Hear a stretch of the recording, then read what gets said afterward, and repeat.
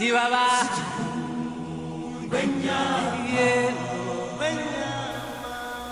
right, today we're going to take a look at the Pythagorean theorem and its converse. We're going to be able to determine whether a triangle is right, obtuse, or acute based on 3 sides. And we're also going to find the missing side of a right triangle using the Pythagorean theorem. I will tell you that in today's notes, there are a lot of practice problems that I am not going to do for you.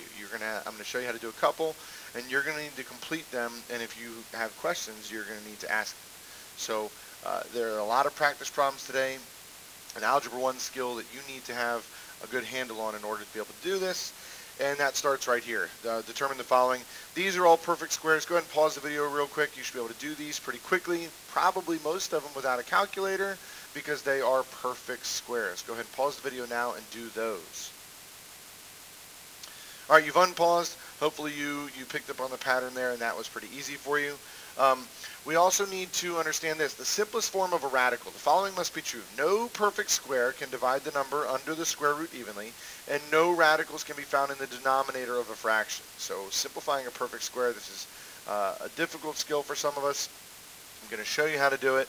I'm going to do 2, and then you're going to do 2, and we'll check our answer. So the simplest way to do this is to have an understanding of perfect squares. So making this list and using it with your calculator to determine whether or not something can be divided evenly by a perfect square. So we'll just start with 100 since none of these numbers are bigger than 100.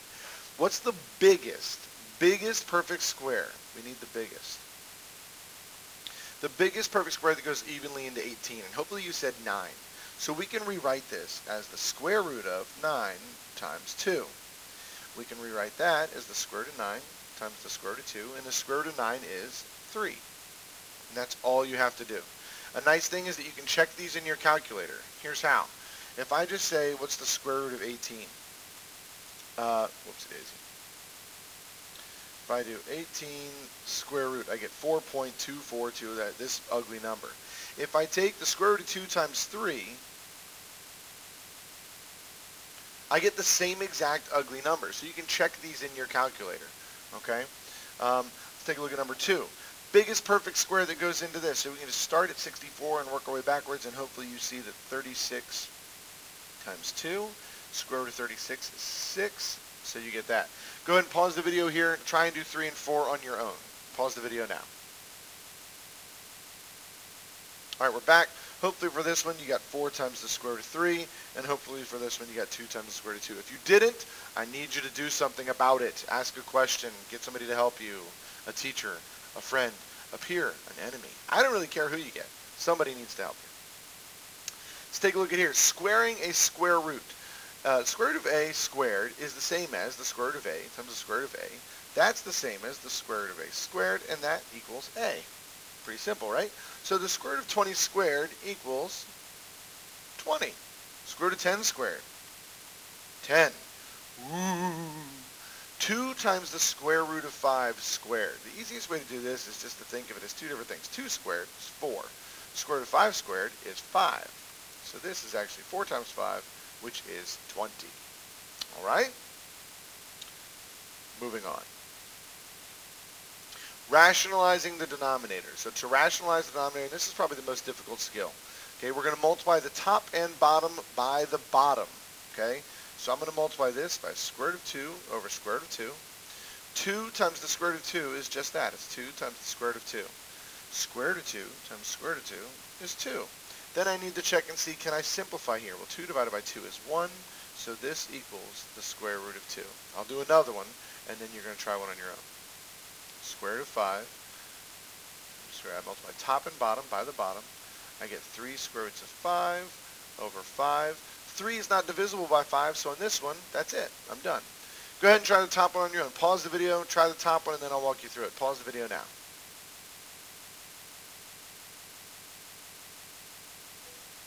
Okay, hopefully, you've unpaused. Hopefully, what you have is you multiply top and bottom by square root of 10. You got 5 times the square root of 10 over 10. 5 over 10 is the same as 1 over 2, so this is just the square root of 10 over 2. Hopefully you got that. If you need more help with that, please do something about it. Vocabulary. In a right triangle, the sides that form the right angle are called the sides that form the right angle. Look at the picture. are called the legs. Okay? The legs of a right triangle are perpendicular. The blank is opposite the right angle. That's the hypotenuse. Okay? That's the hypotenuse. The vocab is important. Pythagorean theorem can be used to find the length of a side of a right triangle. A squared plus b squared equals c squared is the Pythagorean theorem, where a and b are the legs, and c is the hypotenuse, and that is a huge thing, guys. The C isn't the side we're looking for. C is the hypotenuse, so make sure you don't get that confused. So, underline the correct word to complete the sentence. The hypotenuse is the longest or shortest side in a right triangle. Well, look at the picture. The hypotenuse is always going to be the longest. Okay? The hypotenuse of a right triangle can be any one of the three sides, true or false. Let's do this. You pause the video, come up with answers for 3, 4, and 5, unpause them, and then we'll check them. Go ahead and pause the video now. Alright, you've unpaused. Hopefully right here you got false. Hopefully right here you got true. And hopefully right here you got true. Alright, understanding the vocab is really, really important. What's the value of G? Leave your answer in simplest radical form, okay? So what's the value of G? So to do this, the first thing we're going to do is it tells you right here what to do. And we're going to do it right next to it. We're going to substitute. So 13 is the hypotenuse. That's the one that goes by itself. So I have 9 squared plus G squared equals 13 squared. Now it doesn't matter if 9 goes here or G goes here, because 2 plus 3 is 5 and 3 plus 2 is 5. So that doesn't matter. What does matter is that the hypotenuse goes by itself. Simplify, all right? We have 81 plus G squared equals 169. All right? Now, subtract 81 from both sides. G squared equals 169 minus 81. If you need your calculator, please use it. Okay? Need your calculator, please use it, and hopefully you get 88. Okay? Now take the square root of both sides. So G equals the square root of 88.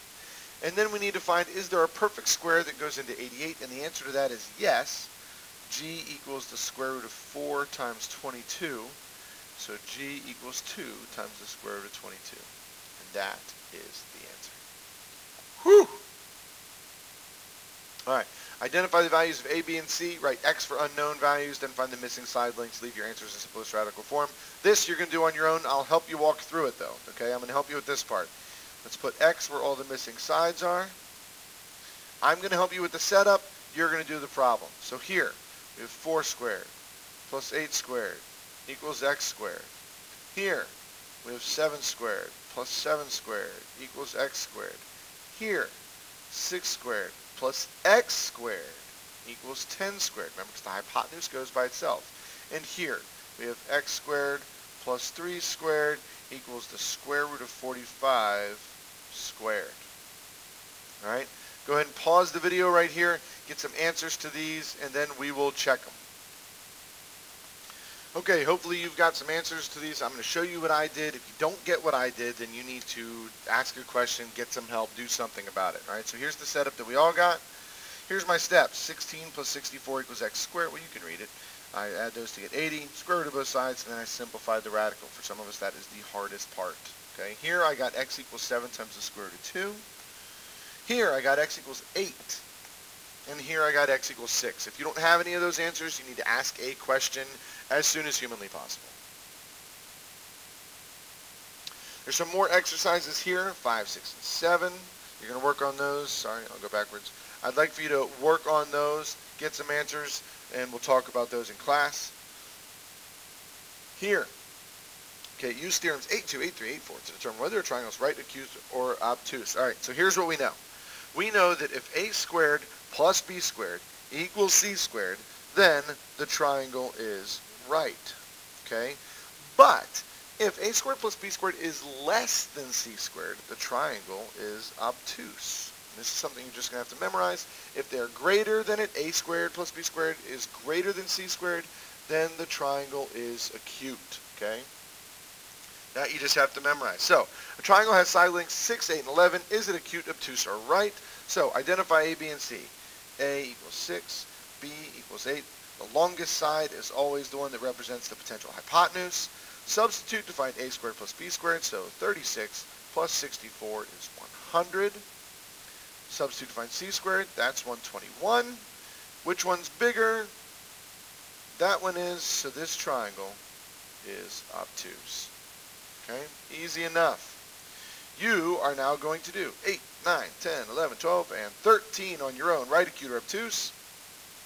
Then you're going to answer these word problems, or, well, 14, 15, 16, and then word problems 17 and 18, and we are going to check them in class. That's it for the video. Easy as that, guys.